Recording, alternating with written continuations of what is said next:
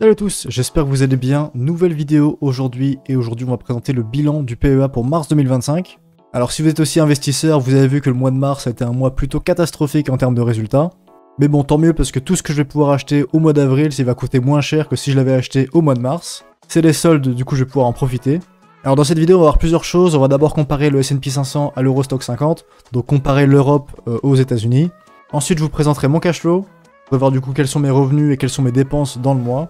Ensuite, quelques chiffres concernant mon PEA sur ce mois de mars. Et ensuite, on verra ma stratégie, donc ce sur quoi je vais investir pour le mois d'avril et combien je vais investir ce mois-ci. Alors, je vous en ai un peu parlé en intro. On a eu un mois de mars plutôt catastrophique en termes de rendement. On a quasiment tout dans le rouge et surtout les actions américaines et les indices américains. Donc, on voit en bleu le S&P 500. On a moins 6% durant ce mois-ci, sachant que le S&P 500 avait enregistré des baisses déjà depuis fin février.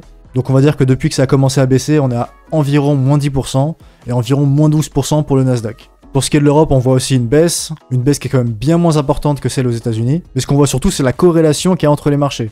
C'est-à-dire que si vous regardez les deux courbes, vous voyez que quand le SP500 descend, le Eurostock 50 descend aussi. On va voir si la baisse continue de s'accroître dans les prochains mois.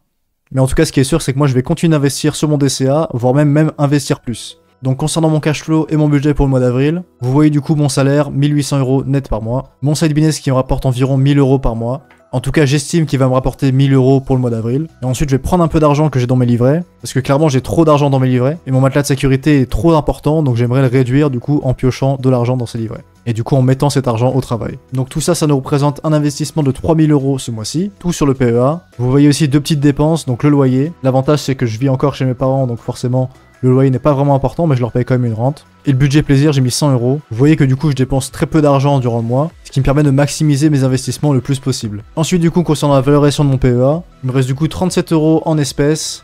Je détiens 8400 € de titres, pour un versement total de 9500 €. Et donc vous voyez la chute a fait un peu mal. Je suis en moins-value de 1092 €, sachant que j'ai commencé à investir en novembre 2024, donc ça n'a pas vraiment été la meilleure période pour commencer à investir.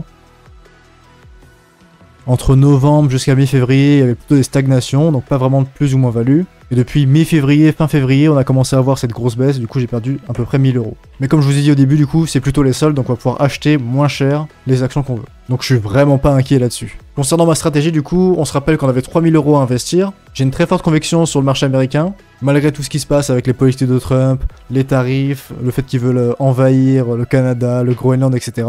Moi je crois au long terme, et de toute façon cet argent-là je compte pas y toucher avant au moins 20, 30 ans, 40 ans. Donc sur ces 3000 €, je vais investir 1000 € sur le PEA S&P 500 Amundi. Vous avez le code ISIN juste en dessous si vous voulez l'acheter vous également. Et ensuite je vais mettre 2000 € sur le Amundi PEA Nasdaq. Donc vous voyez, je vous ai parlé d'une conviction sur les États-Unis. 100% de mes investissements se font sur 2 ETF américains. Faut savoir aussi que de temps en temps j'achète du leverage S&P 500. Enfin d'ailleurs c'est pas vraiment du S&P 500, c'est du MSCI USA, avec du coup plus de 600 entreprises américaines. Pourquoi ce mois-ci j'achète pas cet ETF leverage? Parce que je pense que dans les prochaines semaines, voire même les prochains mois, on va encore avoir des baisses. Donc dès qu'on sera dans une période un peu moins hostile, je me permettrai d'acheter du ETF leverage S&P 500. Du coup c'est à peu près tout pour le bilan de mon PEA pour mars 2025. Dites-moi dans l'espace commentaire si j'ai oublié des informations ou s'il y a des informations que vous aimeriez savoir sur mon PEA ou même sur mes investissements en règle générale. J'ai aussi un compte TikTok où je poste des vidéos assez régulièrement sur la bourse et sur les investissements. Il sera en description donc n'hésitez pas à aller vous y abonner. Et sur ce, moi je vous retrouve au mois d'avril pour un nouveau bilan PEA et surtout bien avant pour avoir d'autres vidéos et d'autres contenus sur la chaîne YouTube. Merci d'avoir regardé et à bientôt.